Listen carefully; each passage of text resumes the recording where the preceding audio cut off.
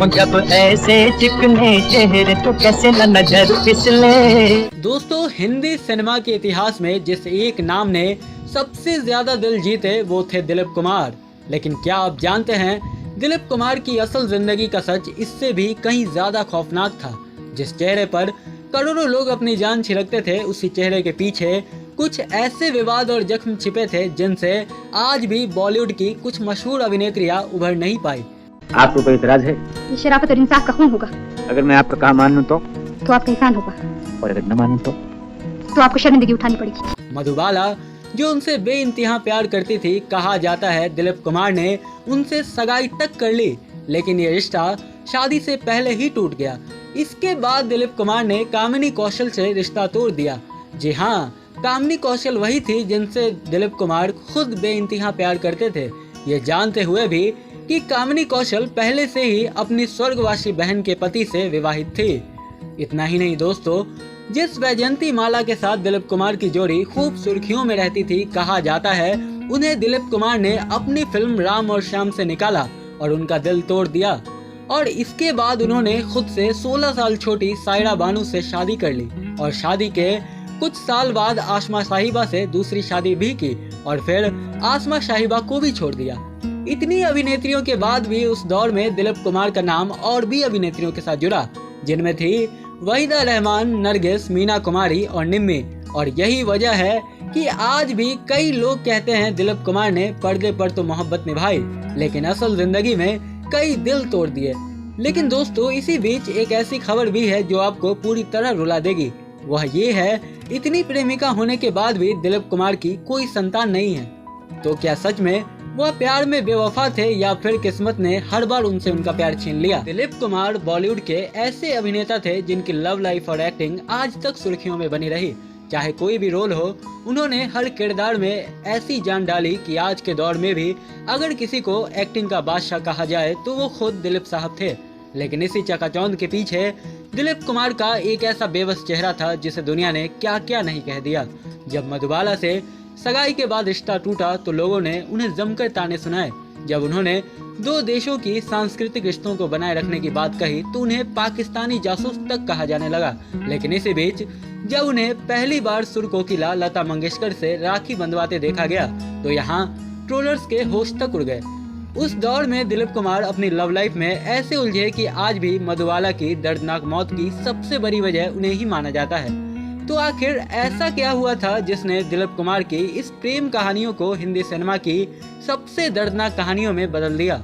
आइए इस कहानी के हर एक पहलू को विस्तार में जानते हैं। लेकिन उससे पहले अगर आप हमारे चैनल पर नए हैं तो वीडियो को लाइक और चैनल को सब्सक्राइब करना बिल्कुल ना भूलें। दिलीप कुमार को सबसे पहला प्यार हुआ था कामिनी कौशल के साथ। आपको जानकर हैरानी होगी कि कामिनी कौशल पहले से शादीशुदा थी। उनकी बड़ी बहन की सड़क हादसे में मौत हो गई। बहन के निधन के बाद परिवार के दबाव और उनके बच्चों की परवरिश के लिए कामिनी कौशल ने अपनी ही जीजा बीएस सूद से शादी कर ली। जब यह बात दुनिया के सामने आई तो दिलीप कुमार और कामिनी कौशल का ये रिश्ता उस दौर का सबसे बड़ा विवाद बन गया। दोस्तों, दिलीप कुमार और कामिनी कौशल का प्यार 1948 की फिल्म शहीद के सेट पर शुरू हुआ था। साथ काम करते करते दोनों में दोस्ती हुई और ये दोस्ती धीरे धीरे गहरी होती गई कि फिर दोनों में प्यार शुरू हुआ। कहा जाता है दोनों एक दूसरे से बेहद मोहब्बत करते थे और शादी भी करना चाहते थे। लेकिन जब कामिनी कौशल के भाई को इस रिश्ते के बारे में पता चला तो वे बेहद नाराज हो गए। उन्होंने दिलीप कुमार को साफ तौर पर कामिनी कौशल से दूर रहने की चेतावनी भी दी। इधर कामिनी कौशल भी अपने परिवार के खिलाफ नहीं जा सकती थी। एक तरफ उनका प्यार था और दूसरी तरफ परिवार की जिम्मेदारियां। आखिरकार चाहकर भी दोनों को अलग होना पड़ा और दिलीप कुमार की यही पहली मोहब्बत अधूरी रह गई। बाद में दिलीप कुमार ने अपनी आत्मकथा में कामिनी कौशल का जिक्र किया और उन्हें अपना पहला प्यार और अपनी जिंदगी का पहला सीरियस हार्ट ब्रेक बताया था। कामिनी कौशल के बाद दिलीप कुमार की जिंदगी में आई मधुबाला। दिलीप कुमार और मधुबाला की पहली मुलाकात फिल्म तराना के सेट पर हुई। पहली मुलाकात में ही दोनों एक दूसरे को पसंद करने लगे और धीरे धीरे यह दोस्ती प्यार में बदल गई और देखते ही देखते उनका रिश्ता पूरे 9 सालों तक चला। कहा जाता है मधुबाला दिलीप कुमार का एक पत्नी की तरह ख्याल रखती थी। उन्हें दिलीप कुमार की पसंद नापसंद से लेकर उनकी सेहत तक हर बात की चिंता रहती थी। दोनों शादी करना चाहते थे और यहाँ तक कि उनकी सगाई तक हो चुकी थी। लेकिन इसी बीच 1956 में फिल्म नया दौर की शूटिंग के दौरान सब कुछ बदल गया। मधुबाला के पिता ने उन्हें आउटडोर शूटिंग के लिए भेजने से इनकार कर दिया और फिर उस फिल्म के निर्माता बी.आर. चोपड़ा ने उन्हें फिल्म से निकाल दिया और यह मामला अदालत तक पहुंच गया। सबसे बड़ा झटका तब लगा जब कोर्ट में दिलीप कुमार ने मधुबाला का नहीं बल्कि बी.आर. चोपड़ा का साथ दिया। यही वह पल था जब मधुबाला का दिल टूट गया। कहा जाता है दिलीप कुमार ने मधुबाला से कहा कि वे अपने पिता को छोड़े और उनसे तुरंत शादी कर ले, लेकिन मधुबाला अपने पिता के खिलाफ नहीं जा सकी और इसी के साथ 9 सालों का वो पुराना रिश्ता एक झटके में खत्म हो गया। हालांकि दोनों ने बाद में मुगले आजम फिल्म पूरी भी की, लेकिन आपको जानकर हैरानी होगी कि उस वक्त दोनों एक दूसरे से बात तक नहीं करते थे, यानी उनका रिश्ता पूरी तरह टूट चुका था। दूसरी ओर दिलीप कुमार की जिंदगी भी विवादों से घिरी रही। कभी उन पर पाकिस्तानी जासूस होने के आरोप लगे, कभी पाकिस्तान के सर्वोच्च सम्मान निशान-ए-इम्तियाज को लेकर विवाद हुआ और 1981 में आसमा रहमान से उनकी दूसरी शादी ने भी खूब सुर्खियां बटोरी। लेकिन इन सभी विवादों के बावजूद जब भी मधुबाला का नाम लिया जाता है तो दिलीप कुमार काफी भावुक हो जाते थे। दूसरी तरफ दिल टूटने और जन्मजात हृदय रोग ने मधुबाला को अंदर से कमजोर कर दिया। इसके बाद उन्होंने किशोर कुमार से शादी की, जिन्होंने उनके अंतिम दिनों तक उनका साथ निभाया। लेकिन आखिरकार 23 फरवरी 1969 को सिर्फ 36 साल की उम्र में मधुबाला ने इस दुनिया को अलविदा कह दिया। कहा जाता है अपनी आखिरी दिनों तक भी वो दिलीप साहब को नहीं भूल पाई थी। दिलीप कुमार ने अपनी आत्मकथा में लिखा था, मधुबाला मेरी जिंदगी का सबसे खूबसूरत और सबसे दर्दनाक अध्याय थी। दोस्तों, मधुबाला के बाद दिलीप कुमार की जिंदगी में आई वैजयंती माला। दिलचस्प बात ये है, दिलीप कुमार और वैजयंती माला के रिश्ते की शुरुआत उसी फिल्म से हुई जिससे मधुबाला को बाहर कर दिया गया था। जब मधुबाला के पिता ने आउटडोर शूटिंग की अनुमति नहीं दी तो निर्माता बी.आर. चोपड़ा ने उन्हें फिल्म से हटा दिया और उनकी जगह वैजयंती माला को साइन कर लिया। यहीं से दिलीप कुमार और वैजयंती माला की नजदीकियां बढ़ने लगी। कहा जाता है दोनों के बीच रिश्ते इतने गंभीर हो गए थे कि उनकी शादी तक की चर्चाएं होने लगी थी, लेकिन यह रिश्ता भी ज्यादा समय तक नहीं चल पाया। कुछ रिपोर्ट्स के मुताबिक जब दिलीप कुमार ने अपनी फिल्म राम और श्याम से वैजयंती माला को हटाए जाने पर अपनी सहमति दी, तभी इनके रिश्ते में दरार आ गई। इसके बाद दोनों के रास्ते हमेशा के लिए अलग हो गए। वैजयंती माला के बाद एक बार दिलीप कुमार फिर सुर्खियों में आ गए जब उनका नाम वहीदा रहमान के साथ जुड़ा। उस वक्त वहीदा रहमान का नाम मशहूर निर्देशक और अभिनेता गुरुदत्त के साथ रिश्ते में था और हैरानी की बात यह है कि उस समय दिलीप कुमार की उम्र लगभग 44 वर्ष के बीच थी, जबकि वहीदा रहमान करीब 28 साल की थी।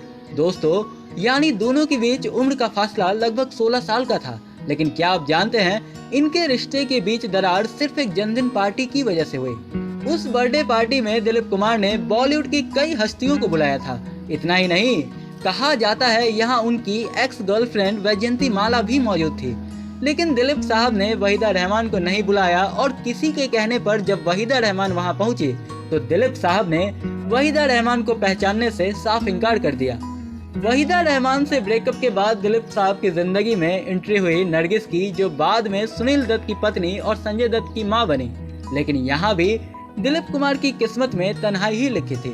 1950 के दशक में दोनों की जोड़ी खूब पसंद की जा रही थी। कहा जाता है नरगिस की मां को इन दोनों की बढ़ती नजदीकियां पसंद नहीं थी। परिवार के दबाव और निजी कारणों से यह रिश्ता ज्यादा आगे नहीं बढ़ सका और दोनों के रास्ते अलग हो गए। इसके बाद दोनों के बीच दूरियां इतनी बढ़ गई जब निर्देशक महबूब खान ने मदर इंडिया में नरगिस के बेटे बिरजू का किरदार दिलीप कुमार को ऑफर किया तो उन्होंने यह भूमिका करने से इनकार कर दिया। कहा जाता है इसी के बाद दोनों ने फिर कभी साथ काम नहीं किया और उनकी अधूरी प्रेम कहानी बॉलीवुड के सबसे चर्चित किस्सों में एक बनकर रह गई। नरगिस के जाने के बाद दिलीप साहब की जिंदगी में एंट्री हुई मीना कुमारी की। वो मीना कुमारी जिन्होंने बॉलीवुड के डायरेक्टर कमल अमरोही से गुपचुप निकाह किया था और बाद में उन्हें अपने वैवाहिक जीवन में शारीरिक और मानसिक प्रताड़ना का सामना करना पड़ा था। कमल अमरोही ने मीना कुमारी पे सख्त नियम लगा दिए थे, जहां उन्हें मेकअप रूम में किसी से मिलने की इजाजत तक नहीं थी और हर शाम 6:30 बजे तक घर लौटना अनिवार्य था। पति से पीड़ित मीना कुमारी की जिंदगी जिंदा लाश जैसी हो गई थी।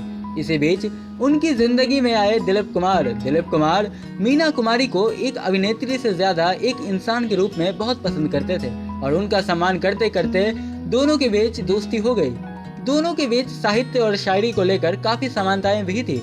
एक समय ऐसा भी था जब फिल्म फुटपाथ के सेट पर मीना कुमारी को एक सीन के लिए 29 थप्पड़ खाने पड़े थे, जिसमें दिलीप कुमार ने एक अभिनेता के रूप में अपनी बेहतरीन भूमिका निभाई। लेकिन इसी बीच दिलीप कुमार अपनी फिल्मों में इतने बिजी हो गए कि ये रिश्ता भी ऐसे ही खत्म हो गया। लेकिन दोस्तों, कहानी यहीं खत्म नहीं हुई। मीना कुमारी के बाद दिलीप कुमार की जिंदगी में फिर एक अभिनेत्री ने पहरा दिया। वो थी बॉलीवुड की मशहूर अदाकारा निम्मी। कहा जाता है फिल्म अमर के सेट पर एक गलत हरकत करने पर निम्मी ने दिलीप कुमार को सबके सामने थप्पड़ मार दिया और इसी घटना के बाद निम्मी ने दिलीप कुमार के साथ काम करना तक बंद कर दिया। लेकिन उन्होंने एक इंटरव्यू में कहा था कि वह अब भी उन्हें बहुत पसंद करती थी। निम्मी को पता था कि दिलीप कुमार मधुबाला से प्यार करते थे, इसीलिए उन्होंने अपने प्यार को आगे नहीं बढ़ाया और खुद को दूर रखा। निम्मी ने खुद एक इंटरव्यू में स्वीकार किया था कि वह दिलीप साहब की दीवानी थी। 1950 के दशक की निम्मी की प्रेम कहानी बॉलीवुड के सबसे दिलचस्प और अनकहे किस्सों में एक थी। एक तरफ आकर्षण, गहरी दोस्ती और मूक प्रेम की कहानी, दूसरी तरफ मधुबाला का निम्मी और दिलीप कुमार का करीबाना। मीडिया रिपोर्ट्स के अनुसार मधुबाला को निम्मी के दिलीप साहब के प्रति आकर्षण का अंदाजा था।